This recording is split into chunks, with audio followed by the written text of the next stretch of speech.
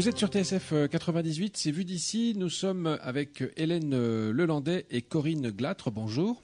Bonjour. Merci à vous d'être présente dans nos studios. Vous représentez l'association Fibro Action Basse Normandie. Cette association propose notamment des réunions le premier lundi de chaque mois à Ouistreham. L'association agit pour la reconnaissance de la fibromyalgie. C'est un mot que chacun d'entre nous a pu entendre une ou plusieurs fois. Pour autant, cette maladie n'est pas connue. C'est quoi la fibromyalgie ? Corinne Glâtre. Alors, la fibromyalgie a plusieurs aspects. D'abord, on a un sommeil très perturbé et non réparateur. Ça, c'est une des choses premières. Ensuite, quand on dort, eh bien, même si on dort beaucoup, on est toujours fatigué. Donc, c'est une fatigue générale, intense, des pertes de mémoire, donc des troubles cognitifs, très affectés. Des fourmillements, des douleurs. C'est surtout une douleur permanente et qui fluctue dans le corps au fur et à mesure de la journée. Qui fluctue dans le corps au fur et à mesure de la journée, c'est-à-dire ? C'est-à-dire, le matin, vous vous levez, vous avez mal à l'épaule droite, et puis tout à coup, vers midi, c'est vos lombaires qui vont être prises de douleur, et puis après ça, ça va être le pied, et puis ça va remonter dans l'épaule. Ce ne sont pas des douleurs fixes, comme quand on a un rhumatisme à un poignet, ou les personnes qui sont diagnostiquées spondylarthrite. Eux ont des douleurs toujours au même endroit et ce sont des douleurs articulaires. Chez nous, les fibromyalgiques, nous n'avons pas de douleurs articulaires. Ce sont les tendons, les muscles, les faciès qui sont endoloris et la douleur parcourt notre corps du matin au soir. Et ça viendrait de notre cerveau, les fibres nerveuses qui auraient une anomalie. Mais ça, personne ne l'a encore démontré à ce jour. D'accord, c'est une maladie encore peu connue, Hélène Lelandais ? Oui, tout à fait. Moi, je voulais rajouter au niveau du sommeil que c'est un sommeil non réparateur. Je pense que c'est important de le dire. C'est que, comme disait Corinne, on dort beaucoup, mais c'est non réparateur. En ce qui concerne la douleur, oui, effectivement, c'est fluctuant. Alors après, il y a des jours où ça peut aller à peu près, mais je pense que malheureusement, on s'habitue à la douleur. Oui, on s'habitue à la douleur, malheureusement. C'est une maladie qui a des conséquences dans la vie des personnes atteintes, sur le plan social, sur le plan professionnel ? Tout à fait. Moi, ça fait un peu plus d'1 an que je suis en arrêt de travail. Je suis incapable de reprendre le travail. C'est pas possible. Là, je suis en train de faire, moi, personnellement, avec l'IRFA, un bilan de compétences pour voir quel travail je peux faire avec une demande de travailleur handicapé qui est en cours. D'accord. C'est arrivé à quel moment dans vos vies ? Vous êtes toutes les deux atteintes par cette maladie. C'est une maladie qui arrive à l'âge adulte. Comment ça se passe ? Il y a des enfants, des adolescents. Alors moi, ça a été diagnostiqué 1 an et demi, avec des souffrances qui datent de bien avant. Alors de quand exactement, je ne pourrais pas vous dire. J'ai aucune idée. Corinne, je crois que c'est diagnostiqué depuis plus longtemps que ça.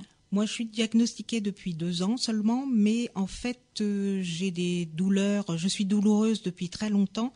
Et ce qui a déclenché ma maladie, ça a été un fort choc émotionnel. Et puis, par là-dessus, le gros stress au travail. Et puis, des mésententes avec des personnes. Et un jour, je n'ai pas pu me lever de mon lit. Et voilà, je suis arrêtée depuis 2 ans.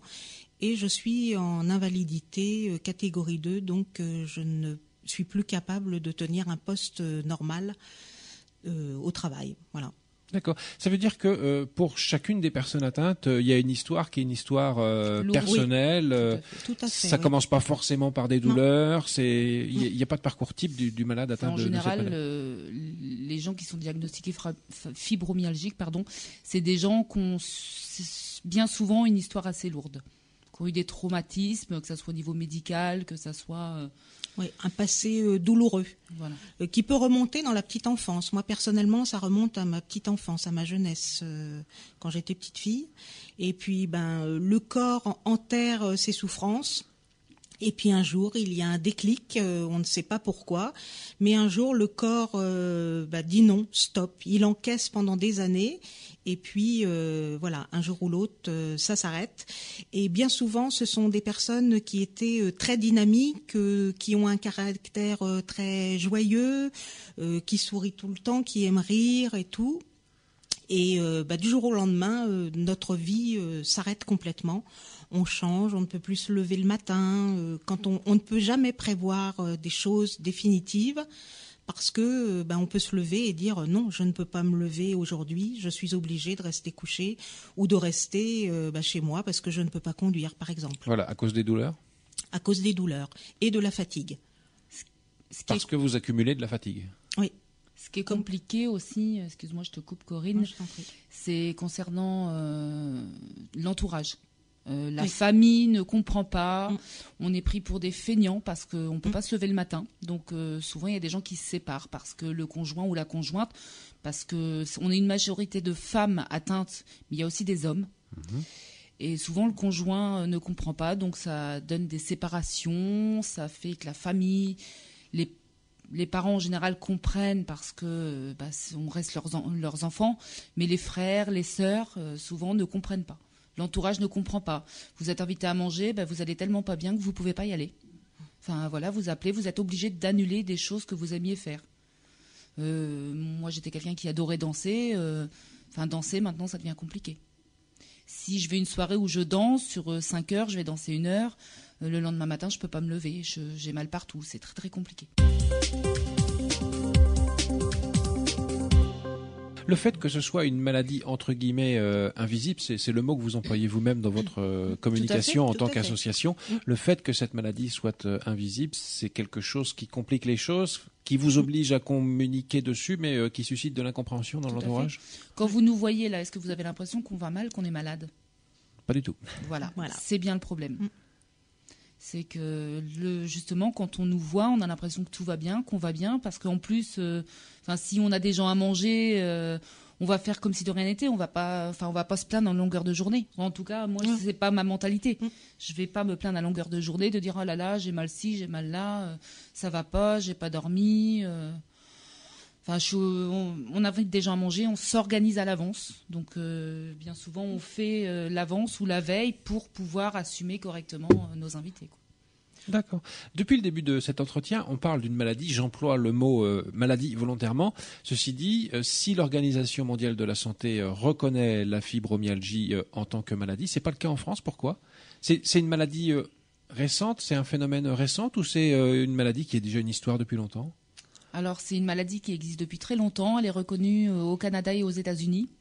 En France, je pense personnellement qu'ils ne la reconnaissent pas tout simplement parce qu'ils ne savent pas d'où elle vient, comment elle est déclenchée exactement, comment la soigner. Je pense que ça vient de là. D'accord. Il y a, entre guillemets, un souci avec le corps médical pour les personnes atteintes par cette maladie. C'est difficile de se faire diagnostiquer et de se faire reconnaître aussi en tant que personne malade. Tout à fait. Au départ, vous allez voir les médecins. Vous leur dites bonjour, j'ai mal partout. Ah, vous avez mal partout, c'est dans votre tête. Vous devez être dépressif. On va vous soigner pour dépression. Et je crois qu'on est toutes passées par là à un moment donné. Oui. Avant le diagnostic de la fibromyalgie, vous êtes traité comme dépression. Vous dites, non. Moi, j'aime dessiner, j'aime chanter, j'aime danser, tout ça, je le fais encore. Je suis pas dépressive. Quelqu'un de dépressif, pour moi, c'est quelqu'un qui restait dans son canapé. Mais à force qu'on vous dise que vous êtes dépressive, vous dites, oui, peut-être. Peut-être que c'est dans ma tête, peut-être que je vais pas bien. Et là, vous vous remettez en question. Est-ce que j'invente pas mes douleurs ? Est-ce que c'est pas dans ma tête ? D'accord. On devient dépressif, oui, à force. D'accord. Ceci dit, c'est un parcours difficile pour les personnes atteintes de cette maladie, justement, cette connexion avec le corps médical. Vous allez voir un médecin, un autre médecin, un autre médecin. Il y a une suite un petit peu comme ça ? C'est très compliqué de se faire diagnostiquer. Nous sommes obligés de passer des tas d'examens, radio, scanner, IRM. Moi, personnellement, j'ai passé des scintigraphies osseuses. Et sans résultat. Les prises de sang sont normales, tous les examens sont normaux. Et donc, c'est un diagnostic qu'on dit d'élimination parce que on ne sait pas quoi nous dire. Donc, nous n'avons pas de traitement approprié, ce qui est vraiment dommage parce qu'on prend des tonnes d'antidouleurs. Moi, personnellement, j'ai avalé des tonnes d'antidouleurs qui, au final, ne font pas d'effet. Et détruisent l'estomac. Détruisent l'estomac. La maladie fait grossir et les médicaments en rajoutent en plus.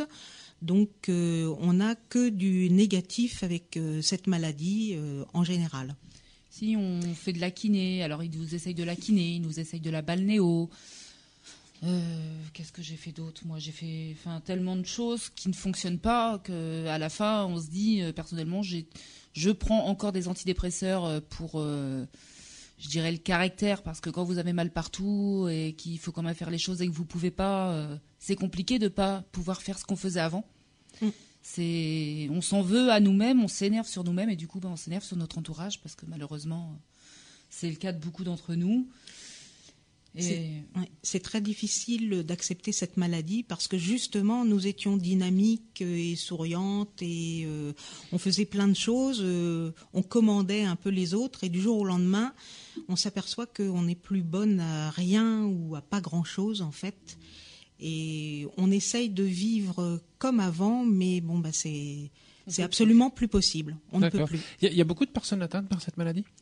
Nous sommes à peu près 2 millions. Alors 2 millions en France. En France. Il y a 2 millions à savoir... À avoir été diagnostiqués. Voilà, c'était le sens de ma question. Oui, voilà. D'accord. Il y a encore des gens qui ne savent pas ? Il y a des gens qui ne savent pas, qui doivent errer auprès des médecins, des rhumatologues, qui ne sont pas encore diagnostiqués. C'est pour ça que c'est important que notre association soit connue.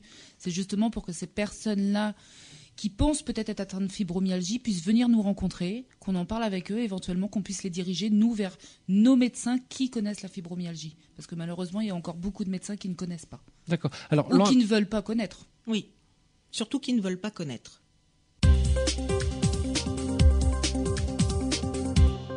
L'antenne Basse Normandie de votre association Fibre Action Basse Normandie, elle est récente, c'est en train de se créer tout ça ?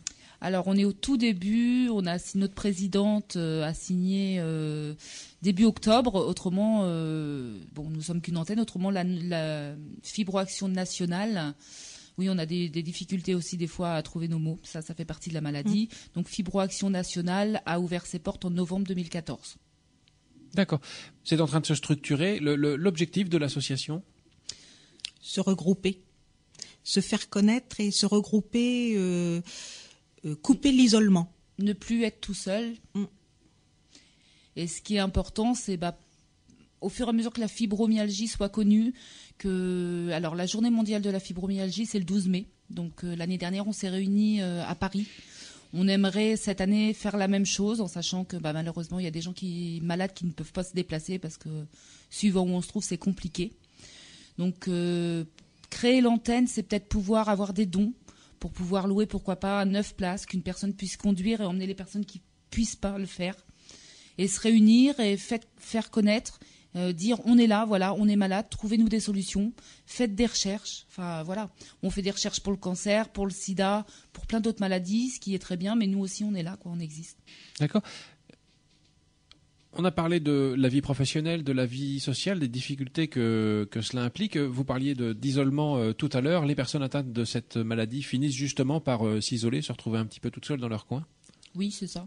Oui, parce que vous pouvez plus sortir comme avant, donc les gens disent elle est pas drôle, elle veut pas venir avec nous, elle veut plus sortir, elle veut plus rien faire. On arrête de l'inviter cette personne-là, tout simplement. Ou alors elle est tout le temps fatiguée, elle peut pas venir faire du vélo avec nous parce que elle est tout le temps fatiguée. Elle dit tout le temps qu'elle est fatiguée, celle-là, on veut plus la voir. Et puis elle est chiante parce qu'elle a mal partout, quoi. Voilà. Elle est chiante ou il est chiant parce qu'aujourd'hui il y a des hommes aussi. Oui, on se fait exclure, nos amis nous excluent parce que pour eux, on n'est plus vivable. On ne vit plus à leur rythme, donc pour eux, on n'existe plus. D'accord. Le fait qu'aujourd'hui cette maladie ne soit pas reconnue en France, est-ce que c'est parce que le corps médical, de sa part, considère cette maladie comme d'origine psychosomatique et pas visible justement sur des faits mesurables, etc. Moi, je pense que oui, c'est le fait qu'ils ne puissent pas, qu'ils n'ont rien pour diagnostiquer exactement. Ils ne savent pas d'où ça vient. Donc pour eux, je pense que ça reste abstrait. Et pourquoi reconnaître une maladie qui eux ne connaissent pas, qui ne savent pas d'où ça vient. Enfin, n'importe qui après peut dire voilà, j'ai mal partout, je suis fibromyalgique. D'accord. Enfin, Vous tenez des réunions le premier lundi de chaque mois à Ouistreham? Oui, notre première réunion, donc ça c'est la toute première, ce sera le 16 novembre, entre 15h et 17h. Ce sera la toute première, donc on offre un petit goûter et un petit café pour pouvoir... Cette première réunion va permettre déjà de faire connaissance. Voilà. D'accord. Elle aura lieu où? À Ouistreham. Au centre socioculturel de Ouistreham. D'accord. Est-ce que vous pensez que de se réunir, justement, de se rassembler, de se fédérer, de parler de la maladie aussi, c'est quelque chose qui peut faire... De choses, parce qu'il n'y a pas un médicament miracle pour guérir. D'ailleurs, on ne guérit pas de la fibromyalgie. On ne l'attrape pas comme une grippe. On se lève un matin, on est douloureuse et on n'en guérit pas. Il faut continuer à vivre avec ça. En sachant que c'est progressif, on ne se lève pas forcément un matin avec. C'est un matin, 2 matins, 3 matins, on a mal ci, on a mal là. Ah bah tiens, j'ai peut-être une entorse. Ah bah j'ai peut-être forcé un peu hier. Moi, pourtant, je suis pas sportive, hein. Mais bon, des fois, je me dis peut-être que je sais pas, j'ai trop marché ou j'ai monté trop d'escaliers. Puis au fur et à mesure du temps, on s'aperçoit que la douleur, elle bouge dans le corps. Que voilà, en fin de journée, vous savez pas pourquoi, vous avez les chevilles qui ont doublé de volume. Pourquoi? Aucune idée. Vous avez l'impression d'avoir des entorses permanentes sans vous être tordu la cheville. Puis un jour, vous vous dites, c'est pas normal, je vais voir mon médecin, et c'est ce que je disais tout à l'heure, que le médecin vous dit, c'est dans votre tête. Vous avez passé des examens, c'est dans votre tête. D'accord. Vous n'avez rien. Vous nous disiez aussi, c'est une maladie qui fait grossir? Oui.